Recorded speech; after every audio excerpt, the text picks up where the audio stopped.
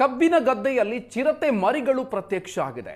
ಚನ್ನಪಟ್ಟಣ ತಾಲೂಕಿನ ನೇರಳೂರು ಗ್ರಾಮದಲ್ಲಿ ಪತ್ತೆಯಾಗಿರೋದು. ರೈತ ನಾಗೇಶ್ ಅನ್ನೋರ ಕಬ್ಬಿನ ಗದ್ದೆಯಲ್ಲಿ ಚಿರತೆಯ ಮರಿಗಳು ಪತ್ತೆಯಾಗಿದೆ. 4-5 ದಿನದ ಹಿಂದೆಯಷ್ಟೇ ಜನಿಸಿರುವಂತಹ ಚಿರತೆ ಮರಿಗಳು ಅನ್ನೋದು ಗೊತ್ತಾಗಿದೆ.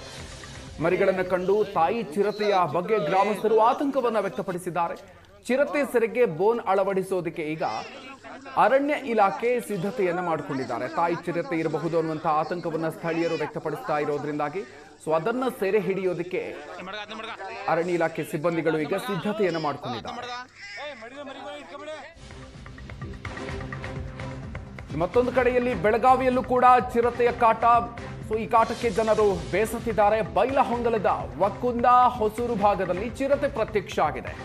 ಸುತ್ತಮುತ್ತಲ ಗ್ರಾಮಸ್ಥರಲ್ಲಿ ಆತಂಕವನ್ನ ಹೆಚ್ಚಿಸಿದೆ ಈ ಚಿರತೆಯ ಓಡಾಟ.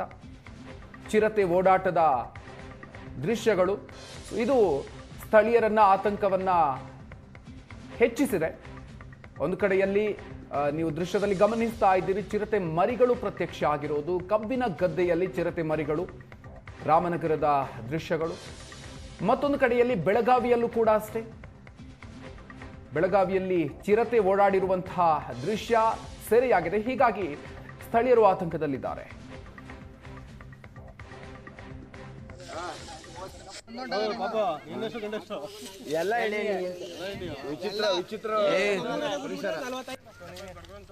ಕಬ್ಬಿನ ಗದ್ದೆಯಲ್ಲಿ ಚಿರತೆ ಮರಿಗಳು ಪ್ರತ್ಯಕ್ಷ ಆಗಿದೆ.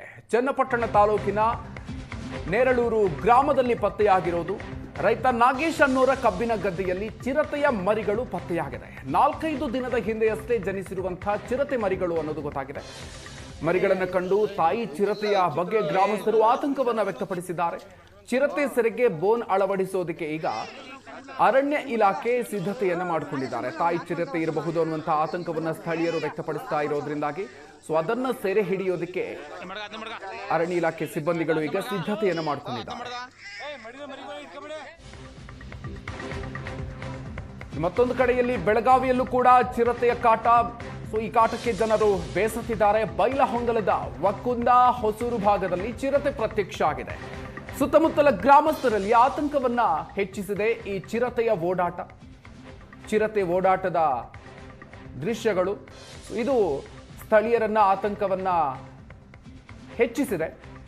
ಒಂದು ಕಡೆಯಲ್ಲಿ ನೀವು ದೃಶ್ಯದಲ್ಲಿ ಗಮನಿಸ್ತಾ ಇದ್ದೀರಿ, ಚಿರತೆ ಮರಿಗಳು ಪ್ರತ್ಯಕ್ಷ ಆಗಿರೋದು. ಕಬ್ಬಿನ ಗದ್ದೆಯಲ್ಲಿ ಚಿರತೆ ಮರಿಗಳು, ರಾಮನಗರದ ದೃಶ್ಯಗಳು. ಮತ್ತೊಂದು ಕಡೆಯಲ್ಲಿ ಬೆಳಗಾವಿಯಲ್ಲೂ ಕೂಡ ಅಷ್ಟೇ. ಬೆಳಗಾವಿಯಲ್ಲಿ ಚಿರತೆ ಓಡಾಡಿರುವಂತಹ ದೃಶ್ಯ ಸೆರೆಯಾಗಿದೆ. ಹೀಗಾಗಿ ಸ್ಥಳೀಯರು ಆತಂಕದಲ್ಲಿದ್ದಾರೆ.